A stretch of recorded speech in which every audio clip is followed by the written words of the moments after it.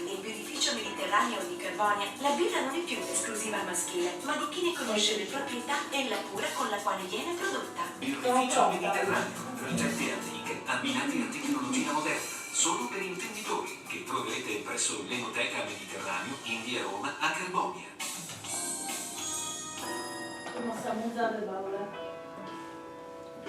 Allora, 15:52, siamo nell'ultima parte di questa nostra trasmissione in diretta qui su Radio Stara. Intanto saluto Salvatore Ingrande che mi sta seguendo, Anna Cui in diretta qui su Facebook, Angela Corda che è mia cugina, salutami Bruno, dopo anzi lo devo anche chiamare, Bruno, e poi ciao Dani, insomma mia sorella, Dani mi sta seguendo.